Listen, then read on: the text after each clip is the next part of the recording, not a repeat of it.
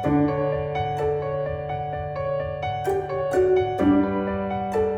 जी, तो क्या हाल है? उम्मीद करता हूँ बहुत बढ़िया। खैर, तो एक बार फिर अवेलेबल है प्लेटफॉर्म पर, अकाउंट्स अवेलेबल है। तो अभी तक 2 क्लासेस हम लोगों की हो गई थी जिसके अंदर बेसिक बेसिक हमारी बातें हो गई हैं। अब उन्हीं चीज़ों को आओ और थोड़ा सा कैरी ऑन करते हैं, जो बेसिक इंट्रोडक्टरी बातें हैं उसकी क्लास नंबर 3।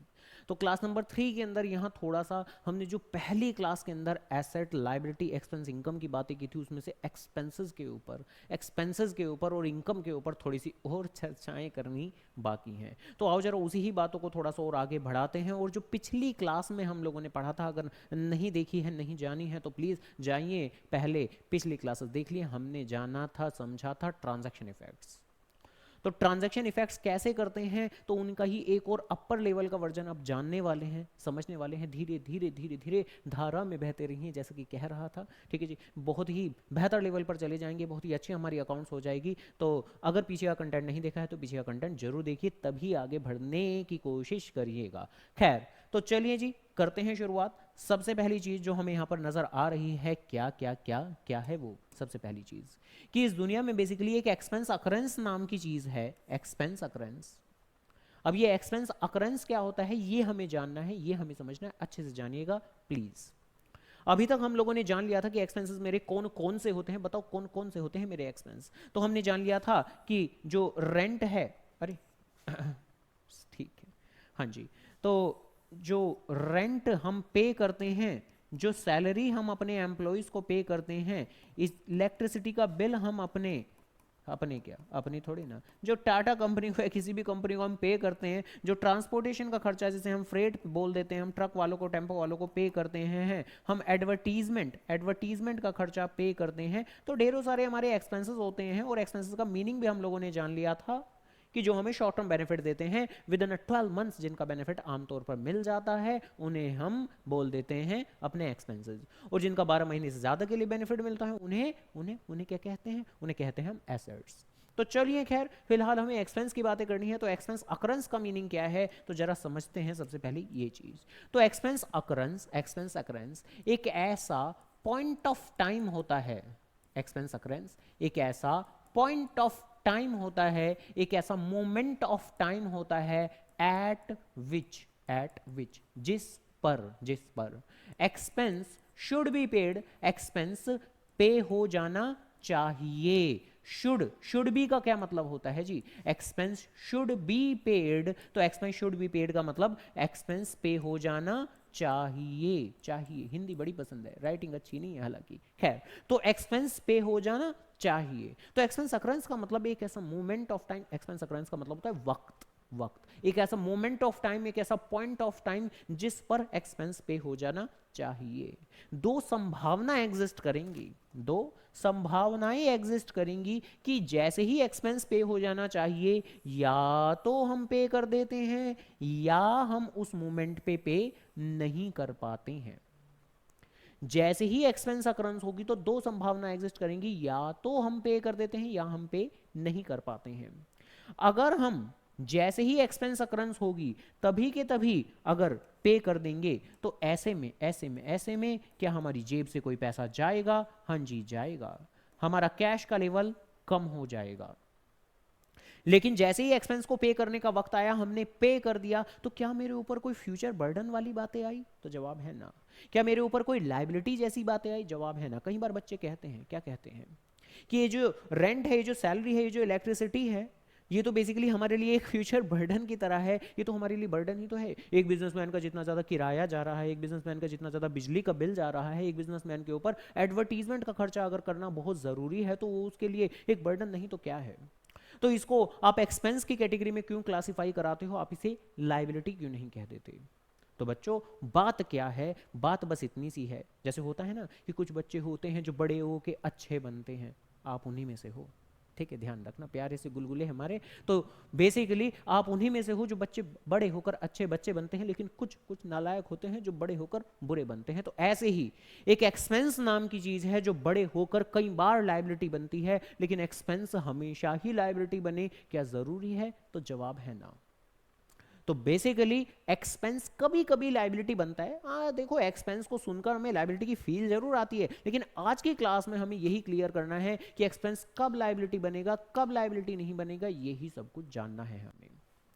तो बेसिकली एक्सपेंस जैसे ही पे करने का वक्त, अब ये पे करने का वक्त का क्या मतलब है? वक्त का मतलब है जैसे अगर सपोज करो रेंट की बात करूं, तो रेंट कब पे करना होता है आपको? महीने के अंत पर पे करना होता है। तो महीने का अंत, महीने का अंत, महीना जैसे ही खत्म हो जाता है तो वो तब होता है, वो मोमेंट ऑफ टाइम जब आपको रेंट पे कर देना चाहिए। या तो आप तभी के तभी पे कर दोगे, अगर आप तभी के तभी पे कर दोगे तो बात खत्म, ठीक है जी, कोई फ्यूचर बर्डन नहीं है आपके ऊपर। लेकिन अगर आप अपने लैंडलॉर्ड से ये बोल दोगे कि भैया अभी नहीं, मैं तो कुछ वक्त में पे कर पाऊंगा, तो ऐसे में बताओ जी बताओ, थोड़ा सा समझ लो मेरे गुलगुलो, क्या कि क्या आपके ऊपर कोई फ्यूचर बर्डन आया या नहीं? भाई जब आपने अपने लैंडलॉर्ड को ये बोल दिया कि हम आज नहीं दे पाएंगे, कुछ दिनों बाद देंगे, तो कुछ दिनों बाद दोगे, तो क्या कोई फ्यूचर बर्डन आया कि नहीं आया? बताओ, इतनी सीधी सी बात है। तो क्या फ्यूचर बर्डन आया जी? हाँ जी बिल्कुल आया।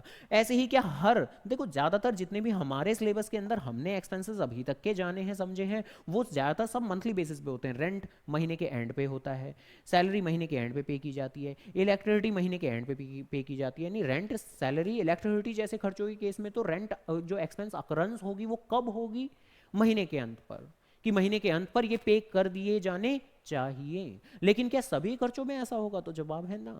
क्या फ्रेट जो होता है, ट्रांसपोर्टेशन कॉस्ट, आप क्या टेम्पो वालों को ये बोलोगे कि महीने के एंड पे लेना जी पैसे? तो बिल्कुल भी नहीं। ऑब्वियसली जैसे ही आप डिलीवरी करवाओगे, माल वाल लोड करवा दोगे, कस्टमर तक वो पहुंचा देगा, तो तब आपको वो फ्रेट, वो ट्रांसपोर्टेशन का बिल पे कर देना चाहिए।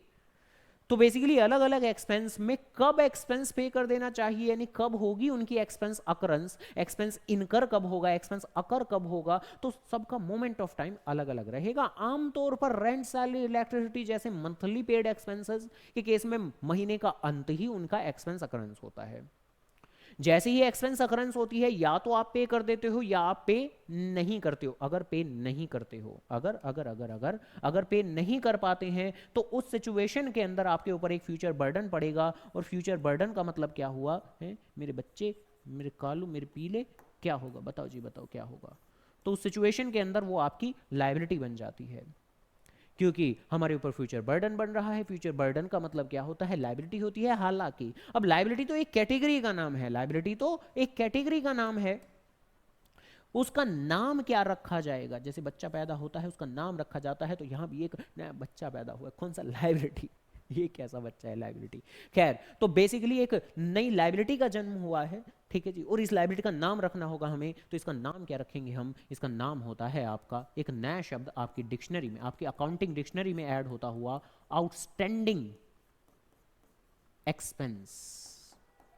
क्या ये आउटस्टैंडिंग वो आउटस्टैंडिंग है?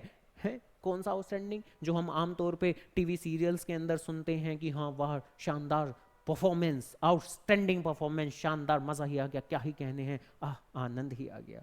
तो क्या ये वो आउटस्टैंडिंग है? तो जवाब है ना। इंग्लिश लैंग्वेज में एक वर्ड के एक से ज्यादा मीनिंग होते हैं, तो आउटस्टैंडिंग का मतलब बहुत बेहतरीन, शानदार, जबरदस्त भी होता है। साथ ही साथ आउटस्टैंडिंग वर्ड का मतलब पेंडिंग भी होता है। यानी अगर आपको कोई खर्चा पे करना है, आप किसी कारणवश पे नहीं कर पाए, तो अब वो पेंडिंग है। पेंडिंग है मतलब आउटस्टैंडिंग है। तो outstanding expense, outstanding expense, outstanding expense क्या है? आपकी लायबिलिटी। अगर कोई खर्चा पे करना था, आपने पे नहीं किया, तो वो बड़ा होके बन जाएगा आउटस्टैंडिंग एक्सपेंस, वो बड़ा होके बन जाएगा लायबिलिटी। तो ये वाली बातें चल रही हैं जी। तो एक्सपेंस अकरेंस का कंसेप्ट इतना सा है, और मान के चलो जैसा ये कंसेप्ट है, बिल्कुल उसी का जुड़वा भाई बन जाता है हमारा इनकम अकरेंस। इनकम अकरेंस, तो इनकम अकरेंस में भी हम क्या बोलते हैं? जैसे एक्सपेंस अकरेंस में हमने बोला था क्या, कि एक्सपेंस अकरेंस का मतलब है वो मोमेंट ऑफ टाइम, वो पॉइंट ऑफ टाइम जब एक्सपेंस पे हो जाना चाहिए। एक्सपेंस अकरेंस में बोला था हमने। तो ऐसे ही ये भी क्या है? एक ऐसा पॉइंट ऑफ टाइम एट विच, एक ऐसा point of time eight which income should be received, जब इनकम रिसीव हो जानी चाहिए। सभी बातें कौन सी चल रही हैं? बताओ जी बताओ, कौन सी चल रही हैं? चाहिए वाली बातें, ठीक है जी, चाहिए। तो इनकम अकरेंस का क्या मीनिंग है? इनकम का अकरेंस का मीनिंग है कि एक ऐसा मोमेंट ऑफ टाइम जब आपको इनकम मिल जानी चाहिए, तो बिल्कुल एक्सपेंसेस की ही तरह, बिल्कुल एक्सपेंसेस की ही तरह यहां पर भी हम यही बातें बोलेंगे कि या तो ये हो जाता है, ये हो जाता है, मतलब कि या तो इनकम मिलनी चाहिए थी तो आपको इनकम मिल जाएगी। अगर आपको इनकम मिल जाएगी तो क्या होगा? मजा आ जाएगा। और क्या होगा? आपका कैश बैलेंस बढ़ जाएगा जी, कैश बैलेंस बढ़ जाएगा, या बैंक में आ रहा होगा तो बैंक बैलेंस बढ़ जाएगा। और अगर इनकम उस मोमेंट पे नहीं मिल पाएगी तो क्या होगा? बताओ जी, बताओ क्या होगा? तो आपको माना इनकम आज नहीं मिल पाई, तो मगर क्या फ्यूचर में मिलेगी कि नहीं? हाँ बिल्कुल मिलेगी, फ्यूचर में मिलेगी। तो ये बन गया आपका फ्यूचर बेनिफिट। आज के पॉइंट ऑफ व्यू से नहीं, आज के पॉइंट ऑफ व्यू से नहीं, फ्यूचर बेनिफिट। जैसे पिछली क्लास में, क्लास सेकंड के अंदर हम लोगों ने देखा था, क्या देखा था? कि डेटर एक ऐसा इंसान जो आपको फ्यूचर में पैसे देगा। डेटर एक ऐसा इंसान जो आपको फ्यूचर में पैसा देगा, तो ये आपके फ्यूचर के हिसाब से फायदे की बात है कि फ्यूचर में पैसे मिलेंगे, तो ये आपका एसेट कहलाता था। तो ऐसे ही अगर कोई इनकम मिलनी थी, नहीं मिल पाई आज, नहीं मिल पाई आज, तो आपको वो पैसा फ्यूचर में मिलेगा, तो वो पैसे को हम फ्यूचर बेनिफिट की कैटेगरी में डाल देते हैं।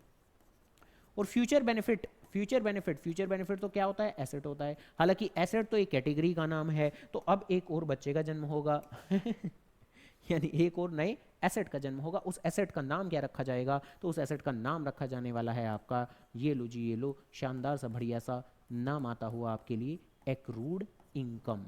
Accrued income. तो बेसिकली एक्सपेंस, एक्सपेंस का तो कंसेप्ट क्या था हमारा कि एक्सपेंस पे हो जाने चाहिए, या तो पे कर देंगे, पे कर देंगे तो जेब से पैसा जाएगा, अगर पे नहीं कर पाएंगे तो भविष्य के लिए बर्डन क्रिएट हो जाएगा, लाइबिलिटी क्रिएट हो जाएगी। उस लाइबिलिटी का नाम क्या है? आउटस्टैंडिंग। आउटस्टैंडिंग।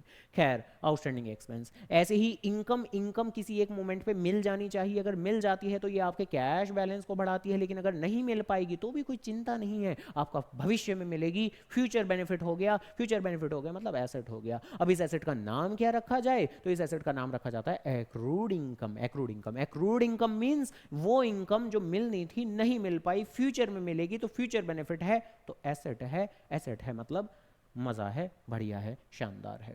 तो आओ जरा एक छोटी सी एक्सरसाइज है ना, मेरी तरफ से वीडियो को पॉज करें, इसे अपनी अपनी अपने हिसाब से खुद से फिल करें, एंड देन फिर उसके बाद में आंसर मिलाएं। तो खैर डन, उम्मीद करूंगा वीडियो पॉज करके आप लोगों ने इसे कर लिया होगा, नहीं किया तो कर लें, ठीक है जी। और अब मैं जरा फिल करना शुरू करता हूं। देखो रेंट तो हम पहली क्लास से जानते हैं, मेरे ख्याल से पहली क्लास से जानते हैं कि कौन सी कैटेगरी के अंदर फॉल करता है। ये एक्सपेंस की कैटेगरी में फॉल करता है। थोड़ी सी इसकी विड्थ कम करते हैं, हाँ जी। किसी भी एक्सपेंस के आगे अगर ये आउटस्टैंडिंग वर्ड आ जाए, तो आउटस्टैंडिंग का मतलब क्या है? आउटस्टैंडिंग का मतलब है पेंडिंग। आउटस्टैंडिंग का मतलब है पेंडिंग, यानी ये वो खर्चा है जो पे करना था, नहीं पे किया, तो ये एक्सपेंस की कैटेगरी में नहीं आता, ये आता है लायबिलिटी की कैटेगरी में। लायबिलिटी की कैटेगरी में।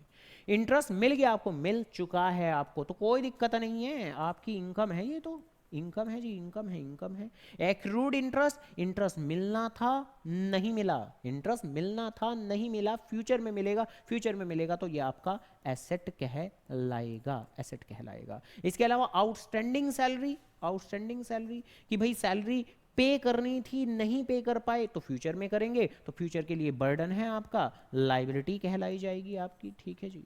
यानी किसी भी रिलेवेंट चीज के आगे अगर हमारा आ जाता है वर्ड क्या? आउटस्टैंडिंग वर्ड, तो आउटस्टैंडिंग वर्ड तो ये मेरी लायबिलिटी बन जाती है तुरंत। आउटस्टैंडिंग वर्ड तो ये मेरी लायबिलिटी बन जाती है तुरंत, क्योंकि आउटस्टैंडिंग का मतलब है कि रिलेवेंट एक्सपेंस आपको पे करना था, पे नहीं किया, तो आपका वो लायबिलिटी बनेगी। और ऐसे ही किसी भी इंटरेस्ट या किसी भी चीज़ के आगे एक्रूड वर्ड आ जाता है, तो वो इनकम के रेस्पेक्ट में आता है, तो तब हम कहते हैं कि इनकम मिलनी थी, नहीं मिली, फ्यूचर में मिलेगी, तो फ्यूचर बेनिफिट, तो एसेट है आपका। ऐसे ही अब सैलरी, सैलरी, सैलरी, सैलरी के बारे में अगर सपोज करो बात करें, नॉर्मल सैलरी लिखा हुआ है, तो ये आपका एक्सपेंस की कैटेगरी में डाल सकते हैं हम।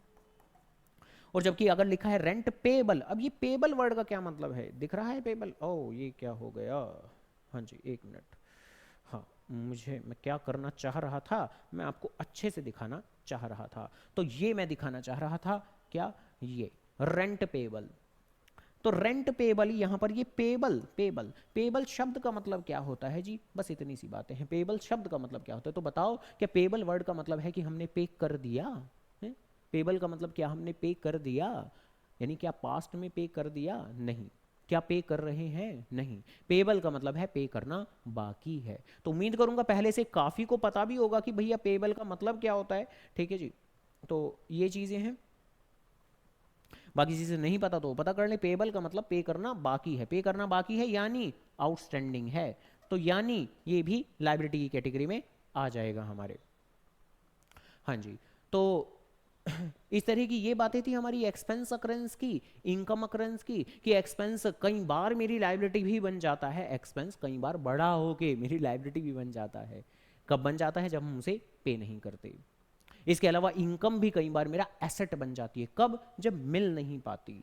तो डन, आज की क्लास के अंदर ये एक्सपेंस और इनकम की कुछ और सब्सिडरी टेक्निकल बातें कर ली, ये टर्मिनोलॉजीज बढ़ती रहेंगी आपकी। बेसिकली ये बेसिक 4 क्लासेस हैं आपकी, ये 4 क्लासेस आपको जरूर ध्यान से देखनी है किसी भी एक स्पेसिफिक चैप्टर को करने के लिए, ठीक है जी। किसी भी चैप्टर को कर रहे हैं उससे पहले ये 4 क्लासेस देखनी बहुत ज़रूरी है। जब तक ये 4 क्लासेस नहीं देंगे हमें वो सफिशिएंट नॉलेज नहीं मिल पाएगी जिनकी वजह से हम किसी भी चैप्टर को अच्छे तरीके से, बेहतर तरीके से पढ़ पाएँ। तो चलो खैर डन, फिलहाल के लिए मेरी बात यहीं समाप्त हुई। तो बाकी जैसा कि मैं कहता ही हूँ क्या, कि अकाउंट्स अवेलेबल है ही, एट अवेलेबल है।